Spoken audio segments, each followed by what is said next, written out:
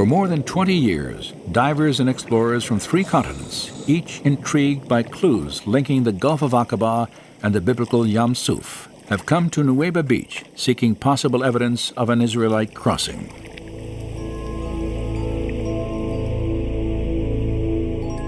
Their search focused on the 600 chariots the Bible says were destroyed in the Red Sea.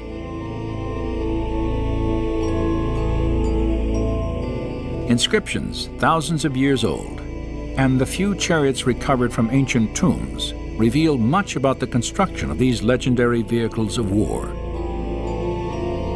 Could any of them actually be found on the seafloor off the Nuweiba Peninsula?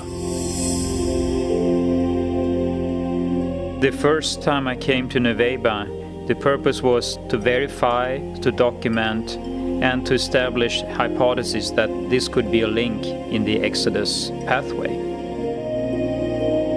Based on his analysis of documentary evidence, Leonard Muller had long suspected the Aqaba coast as the probable location of the Red Sea crossing.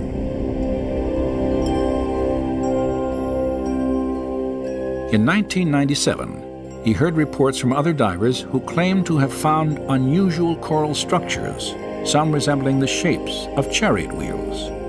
Muller decided to investigate these claims for himself.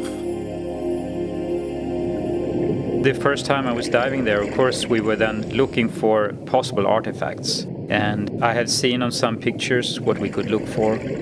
I was skeptical and excited, because if this is the place for the crossing, then of course that's a big thing. So I was excited about that. But I was also skeptical because 3,500 years, that's a long time. But if Nuweiba is the crossing site, then of course you would expect to find remains of the Egyptian army. Like others who had explored Nuweiba before him, Muller immediately recognized the difficulty of this search. If we assume that a number of artifacts were spread out on the seabed, sooner or later corals would start to grow on them. And of course, if you have a number of layers of coral growing on something, it's very hard to distinguish the structure that was there from the very beginning. Though the coral complicates any search here, it may have been instrumental in preserving the shapes of ancient artifacts. For coral is a living organism that will not begin to grow on a foundation of sand or silt. Instead, it must first attach itself to a solid object, where it will sometimes conform to the shape of its host. So for instance, if it would grow on a wooden artifact, the wood would normally disappear in the seawaters after a time. But if you have corals growing on the wooden artifact, the coral could have the shape of the wooden artifact. And then the corals would consume the wooden material over periods of time, but still keep the shape of the wooden artifacts. During the course of his explorations, Muller observed that the pattern of coral growth at Nuweiba differed from other parts of the Gulf.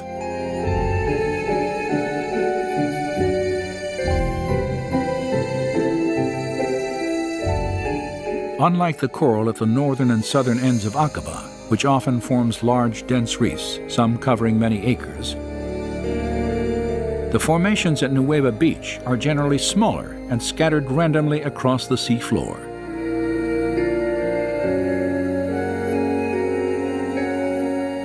Divers familiar with the area have compared the distribution of coral here to a junkyard and the aftermath of a disaster. This description is fitting, and among the strange formations in these waters, many display features indicative of human engineering.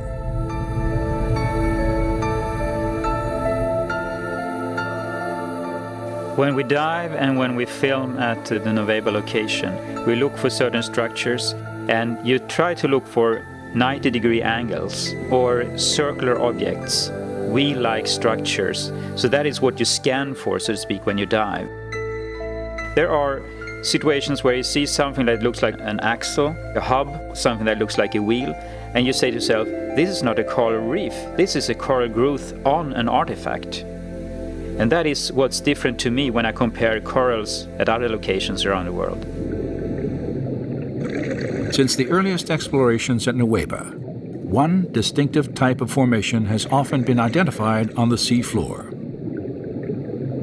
A slender, table-like structure, sometimes standing on end, with a coral-encrusted base, a straight shaft, and a circular top. It's a 90-degree angle, a right angle, between something that looks like an axle and the wheel. And you can see this in different varieties, and it looks very different from normal coral growth. And it is like a man-made structure with a coral growth on it. After reviewing photographic evidence and making several dives of his own, Moeller concluded that a more systematic investigation of the Nuweiba seafloor was warranted. He realized that the limited diving time afforded by scuba equipment would never allow an extensive search of the area. A higher level of technology was necessary, and in the spring of 2000, the team lowered a robotic camera into these waters for the first time.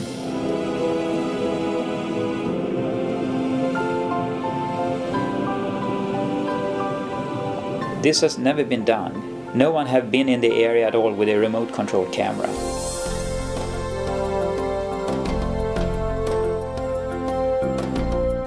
Controlled from the ship, the camera was maneuvered across the seafloor, transmitting video images for study and evaluation. We have been down to some 80-90 meters, so we can go deeper down that we can't do with ordinary diving, and we can be down as long as we like. As in his previous searches at Nuweiba, Moeller scrutinized the coral for specific shapes. We can see that because it's a 90-degree angle. You see the seabed here, there are some structures that are just a little bit above the surface of the seabed. They have a cross-like appearance, it's 90-degree angles, and there's a hole in the middle. So the hub would be here? Possibly a hub there, yeah. And the wheel would be a circle around. This would be the rim of the wheel here? Yeah. Okay. So this could be a spoke here, possibly? Yeah, possibly a spoke? Yeah. And what would the diameter of that rim be? That's a good question, but we would expect it to be about 1 meter, about 3 feet wide. Okay. In diameter.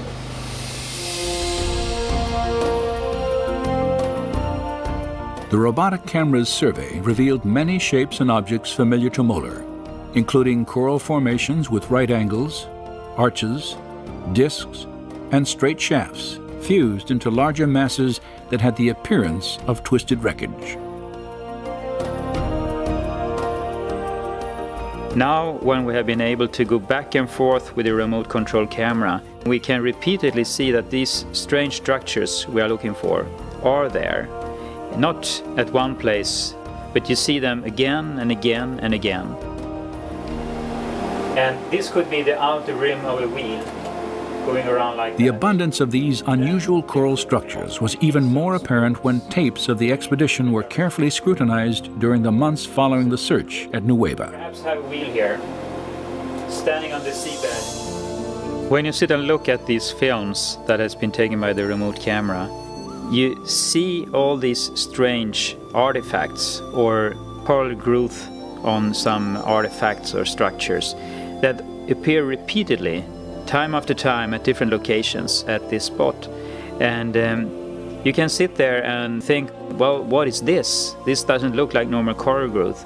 And it is amazing to see that so many things and such large areas down there that are like a man-made structure